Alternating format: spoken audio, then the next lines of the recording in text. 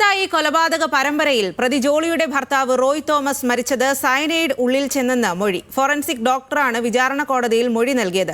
ഹൃദയാഘാതം വന്ന് മരിച്ചു എന്നായിരുന്നു ജോളിയുടെ മൊഴി.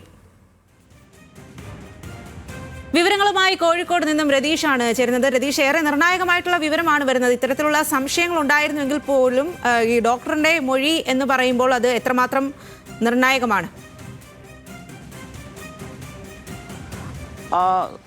തീർച്ചയായും ഇതിൽ വളരെ പ്രധാനപ്പെട്ട നിർണായകമായ ഒരു മൊഴിയാണ് ഈ ഫോറൻസിക് ചുമതലയുള്ള ഡോക്ടർ കെ പ്രസാദ് ഇവിടെ നൽകിയിട്ടുള്ളത്.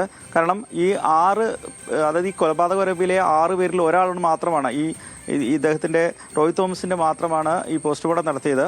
ഇതിനെ തുടർന്നാണ് മറ്റ് സാധ്യതകൾ മനസ്സിലാക്കുകയും ഈ കുറ്റപത്രം സമർപ്പിക്കുകയും ചെയ്ത സാഹചര്യം ഉണ്ടായത്. എന്നാൽ ഈ കുറ്റപത്രത്തിലെ സാധ്യതകൾ വെച്ച് തന്നെയാണ് ഈ റോയ് തോമസിൻ്റെ മരണം അതായത് സൈനൈഡ് ഉള്ളിൽ ചെന്നാണ് എന്ന് ബോധ്യപ്പെടുന്നത്.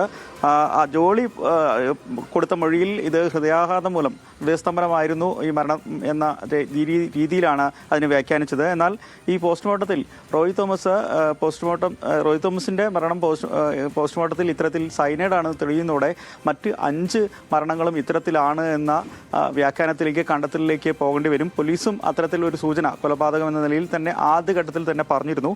അതുകൂടി ആ സാധ്യതയിലേക്ക് കൂടിയാണ് ഇത്തരം കണ്ടെത്തൽ. ഇപ്പോൾ കണ്ടെത്തിയിട്ടുള്ള സൈനൈഡാണ് ഉള്ളിൽ ചെന്നാണ് ഇദ്ദേഹത്തിന്റെ മരണം സംഭവിച്ചത് എന്ന് കണ്ടെത്തൽ വന്നിട്ടുള്ളത്.